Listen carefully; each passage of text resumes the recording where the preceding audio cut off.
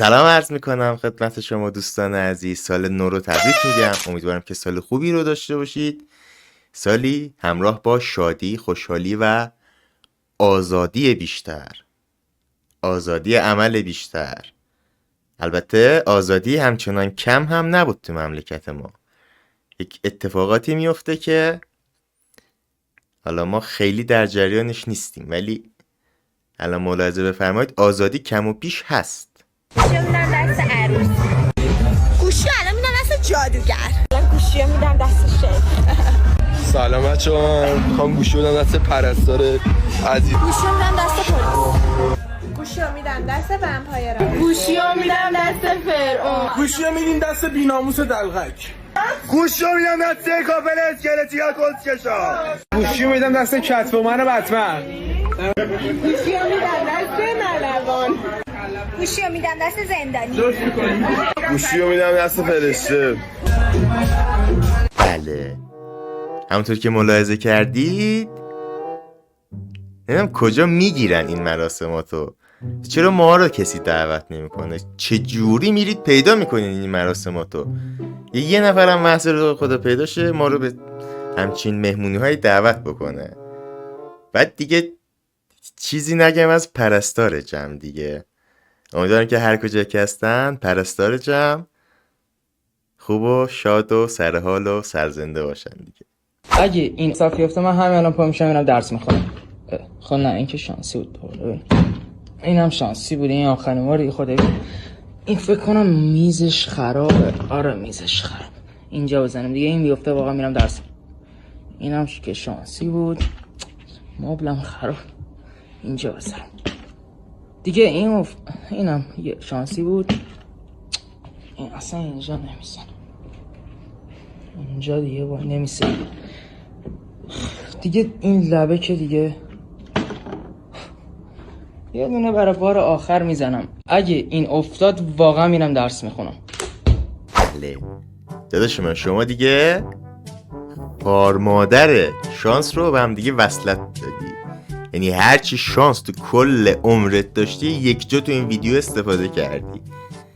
من واقعا نمیدونم چجوری سیستمش. حالا یک درس نمیخوای بخونی نخون دیگه این همه واقعا دیگه سگ شانسی لازم نیست. یه دونه درس نمیخوای بخونی شما دیگه.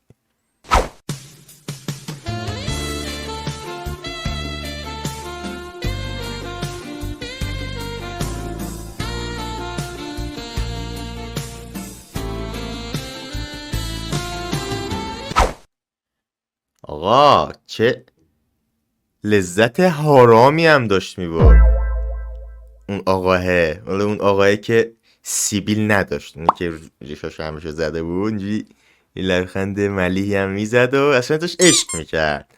پس خودش داشت کیف میکرد اون گوشه.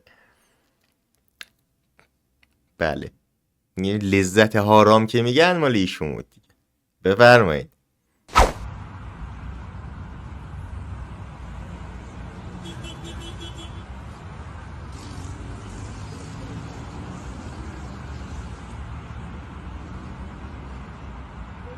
آقا من نمیدونم چه کار اشتباهی کردم، کجای کار رو من اشتباه رفتم که اکسپلور من پر شده از این چرت و پرتا.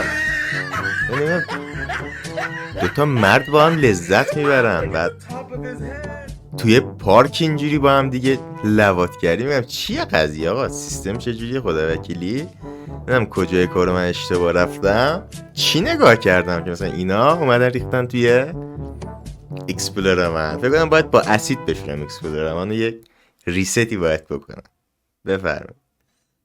امروز یه رو پیش همسرم هستم و اون ارتباط عمیقی که بین ما برقرار میشه چنان منو سرشار میکنه و به هم انرژی میده که نیازی ندارم مثلا حالا کار 3 ساعت با هم بودن رو میکنه. کیفیت رابطه است. بله همونطور که میبینید کیفیت حرف اولو میزنه.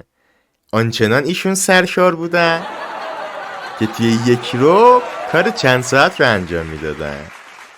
البته اگه جسارت نباشه نمیخواید ما رو هم سرشار بکنید داریم اینا رو میگیم وگرنه امیدوارم که حمل بر بیادبی نباش. هنوزم تخم مرغ رو پشت مایتابه سرخ میکنی و میگی چرا نمیتونم تخم مرغ سرخ کنم؟ خب این کار کاملا غلطه. تخم مرغ رو باید داخل مایتابه بشکنی.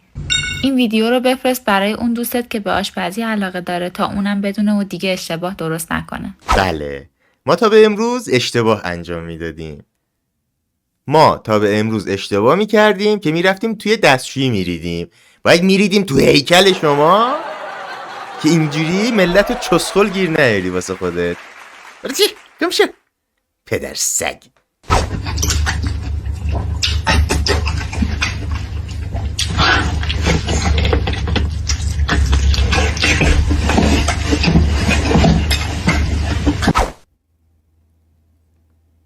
یعنی من تو عمرم فکر نمی کردم یک روزی برسه که از خوردن لب و لوچه یک گوسفند یک احساسات یک جوری بهم دست بده. نمیدونم مشکل از منه، مشکل از چیه نمیدونم، ولی احساس میکنم یک جوری شدم. بی پدرم خیلی بد جوری داشت میخورد لب و لوچه گوسفند و یه جوری خورد که آدم تو جاهای دیگه میدید همچین لب خوردن ها رو. بعد نمیدونم شاید مشکل از من باشه دیگه، امیدوارم که مشکل از من باشه. مرسی از اینکه ویدیو رو دیدید، امیدوارم که از ویدیو خوشتون اومده باشه. این بود چند تا از ویدیوهایی که خواستم باهاتون به اشتراک بذارم، امیدوارم که لذت ببرید. اگه خوشتون اومد و به اینجور ویدیوها، این سبک ویدیوها علاقه دارید، یادتون نره که حتما سابسکرایب کنید به کانالم، ویدیو رو لایک کنید و نظراتتون هم واسه هم بنویسید. مرسی که ویدیو رو دیدید. از اینجا مچ به کله همتون. خدافظ.